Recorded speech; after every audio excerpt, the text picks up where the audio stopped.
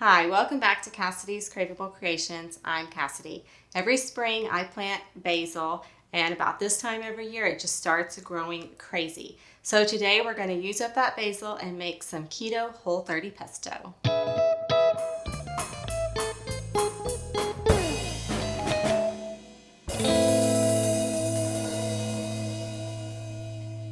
So traditional pesto is naturally keto and low carb, but today we're also making a Whole30 pesto, which basically just means that it's also dairy free. But I promise you won't even be able to tell the difference. Let's get started. And be sure to stay to the end because I'm going to show you my favorite way to freeze pesto so you can have it anytime that you would like.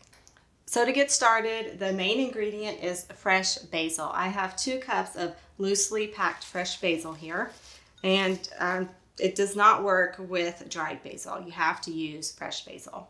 We have pine nuts, garlic, about 1½ cloves, some fresh lemon juice, just a little bit of onion powder. And then in place of the Parmesan cheese, we're going to be using blanched almond flour, some sesame seeds, and I have a mixture of some different types of sesame seeds here, nutritional yeast for a dairy-free cheesy taste, and some sea salt. Now we'll just pulse this a few times until everything comes together.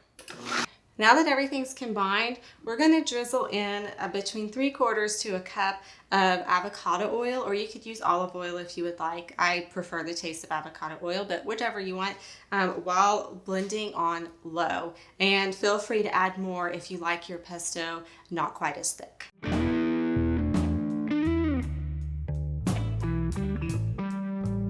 This fresh basil smells absolutely amazing in here. Let's try it.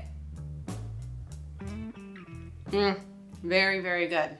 This would be perfect with some zucchini noodles and chicken, and maybe even some fresh tomatoes from your garden, or used as a marinade for chicken and then grilled up. Let me know in the comments below your favorite way to eat pesto. And this recipe is also really good made in bulk if you want to double or triple it and then freeze it. So I'm going to show you how to freeze this pesto, and so then you can have it anytime that you would like. So freezing pesto is actually really easy. You just scoop some of the pesto out into an ice cube tray. Be sure to measure to see how much you're putting in each mold. I like to measure out about 2 tablespoons, so then when I use it later, I know how much pesto I have. So we just fill the mold with the pesto, and then we drizzle it with a little bit of oil to keep it from turning brown. We press some plastic wrap over the top to keep the air out, and we put it in the freezer until they're frozen, anywhere from a few hours to overnight. And after they're frozen, you just pop them out and you stick them in a plastic baggie, and they're good for probably 2 or 3 months in the freezer. And then just throw them into the recipe however you would like to use them. If you liked this recipe and would like to see similar, please hit that subscribe button and notification bell below to be alerted each time we post a new video. Thanks for watching.